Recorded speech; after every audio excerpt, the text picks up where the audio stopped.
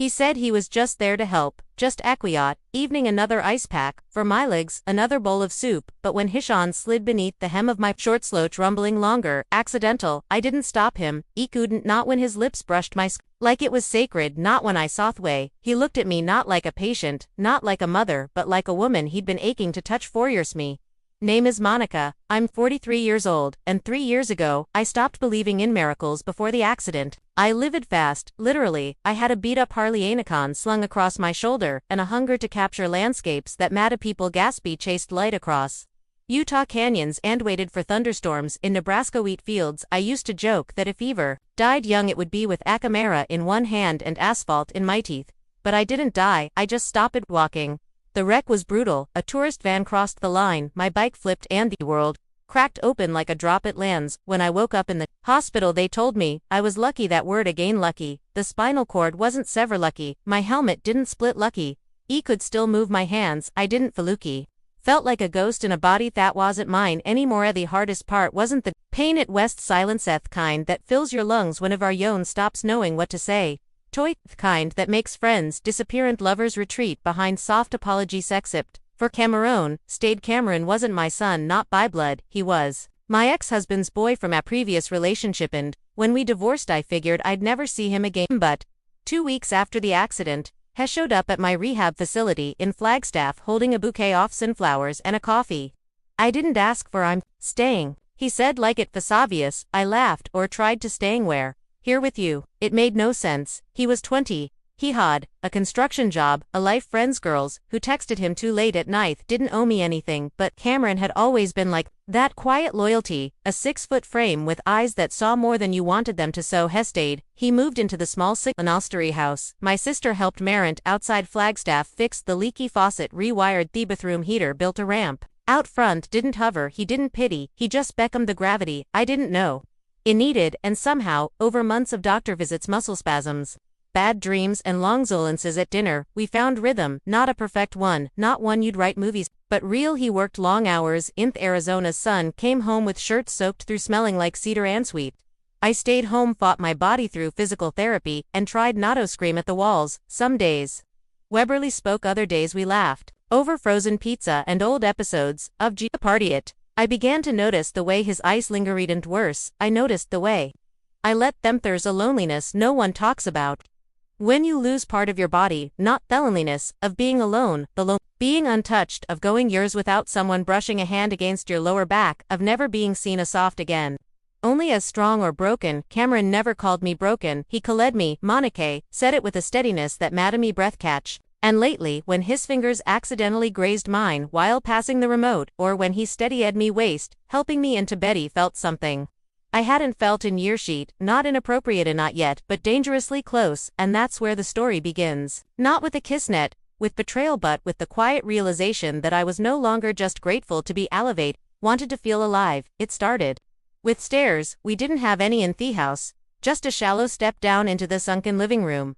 I usually took it slow, shuffling sideways, one hand on thruel, but that afternoon I was distracted. Just hung up the phone with the insurance company, yet another denial for a lightweight wheelchair, and my mind was spinning with numbers and curse words. I didn't say out loud any Mauricio. I misjudged the edge, my foot slipped, me arms flailing. Wall was too far, and the flourished up like it had something to prove, but Cameron caught me, one arm around my waist, the other gripping my wrist strong steady. His chest against my back, his breath warm near my ear. For a moment neither of us moved. You okay? Hugh whispered. I should have answered quickly, made a joke, diffused it, but I didn't. His fingers stayed at my hip, and I felt that tremor run through him, not fear, no exertion, something quieter, denser, like he knew this wasn't just about helping me stand. I'm fine, I finally said, but my voice sounded different, less certain. More curious. Nodded but didn't move away right away, and when he did, his hand grazed the small of my back, just enough to leave an echo. That night, I sat at the kitchen table pushing half-cooked pasta around a plate, thinking about that touch, note obsessively, not inappropriate, honestly, because it had been so long since anyone touched me like it mattered, like I wasn't fragile, like I was still made of heat, not just healing. Cameron sat across from me, shirtless after a long day of work, his jeans were still dusty, a streak of oil crossed his forearm. He was laughing at something dumb on his phone, but I couldn't look away from the way his neck curved when tilted his head back, how his voice dropped when he said my name, How Theskar on his shoulder caught the light moniker. He said suddenly, looking up. I blinked. What you? Okay, you've been spacing ya. I'm just tired. Want me to rub your legs tonight? Like last time, I hesitated. It wasn't unusual. He'd done it before when McCalves seized up or my hip locked mid-shower. Always respectful, always helpful. But now everything felt differenter. I said to casually laughter. Knelt beside my recliner, his hands warm and rough from labor moving in slow practiced circles. Muscle spasms eased under his touchbot. My pulse didn't because his hands weren't clinical anymore, they lingered in. I let them. It began with silence, the kind that fills a room when people run out of things to say, but beacon that hums just beneath. The skin that silence between breath and touch between. What? We should stop. And what Weedon Cameron's hands moved slowly along Mathai's thumbs, tracing the hardened knots off tension that no doctor ever bother at. Name. His head was bowed, dark hair falling into his eyes, his breath steady like he was grounding himself in every motion, but I wasn't grounded. I was slow tingy, closed my eyes and leaned back. The recliner creaking beneath me, a soft groan that somehow mirrored the sound rising in my throat when his fingertips brushed just beneath the hem of shorts. I felt my breath catch, not from fear or surprise, but from something I hadn't felt in years. Permission. Tell me if this is too much, he murmured us. Voice low, hoarse, not commanding, nathicitant, just aware it's not. I whisper at the pads of his fingers. Found the crease where thigh meets pelvis, moving with care, but no apologemy. Legs which had betrayed me so many times now trembled for a differentian, and when his lips followed soft reverent pressing just above the scar near my hip, I forgot every name I'd been called since the accident. Patch and dependent burden. Right now I was none of those things. Right now I was a woman being undressed by a man who had waited too long to admit he wanted me. His mouth found the underside of my breast, breath warm through the thin fabric of my shirtie, arched into him. And when my fingers slid through his hair, he groaned low. Ronit. From control, but from surrender. I've thought about this, he said, voice muffled against my chest, for too long. I didn't ask when it started. I didn't want to know, because whatever line we'd crossed, we weren't turning back. He lifted me, not gently, not roughly, but with the ease of someone who knew every part of me and still believed Iwa's Halami body settled beneath his, on the couch, same spot where we'd once watched movie nights and folded laundry. But this was no ordinary evening. Candle we forgot to blow out flickered nearby, casting a glow. Bat danced across the scarred landscape, off my thighs, my stomach, the soft skin above me, ribs, and when Cameron kissed each off them, slowly, deliberately, I felt every broken part of me begin to stitch itself together. Right there in the arms of the boy I'd into a man, somewhere in the middle of the heat, the breathlessness, the rhythm of our Bodhis rediscovering language. We forgot through world, there was no before, no after, just a night that refused to pretend anymore. And if this moment stirred something, if you've ever felt desire clash with guilt or longing collide with Marie, consider supporting the channel with a super chat or super sticker. These moments are complicated, but they deserve to be told. Back in the room, his name slipped from my lips. Like a confession, he whispered mine in return. It, like a son to a mother, not like a caretaker to the broken, but like a man who had finally tasted what he denied himself to. Longy didn't sleep that night, not because of regret, not because of fear, but because of me body, after years of numbness, familiar and bored.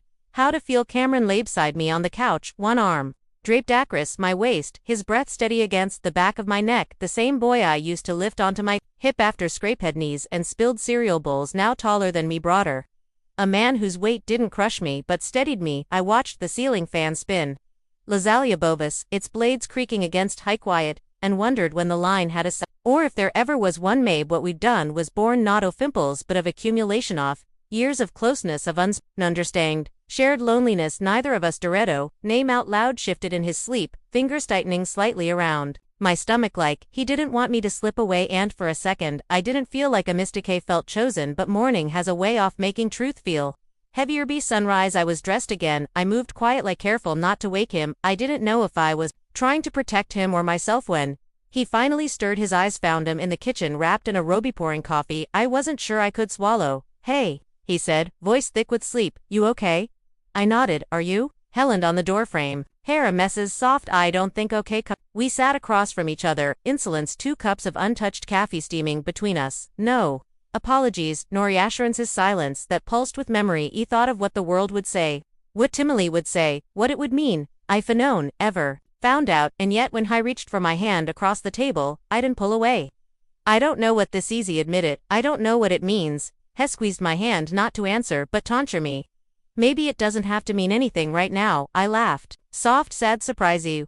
Always say things like that like you're older than me. I had to grow up fast. He said, so did you. There was no road map for this, no label that didn't feel ugly or cruel, but under the fluorescent kitchen light with toast burning in the toaster and my son's old cereal boxers still stacked on the pantry shelf.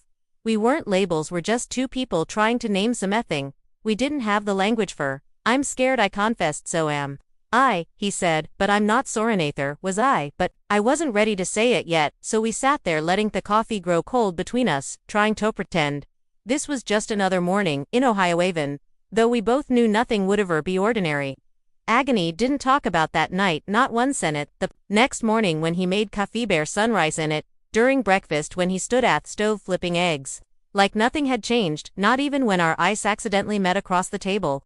And quickly looked away, but something had shifted the silence. Wasn't comfortable and it wasn't the kind shared between two people who know each other well, it was the kind that vibrations waits. That Monday Cameron woke up earlier than usual. I could hear the coffee maker before the sun even reashed the kitchen windows. When I walked in, Hugh was already dressed, damp hair curling at the nape of his neck, wearing a great shirt that clung in all the places he douched. Morning.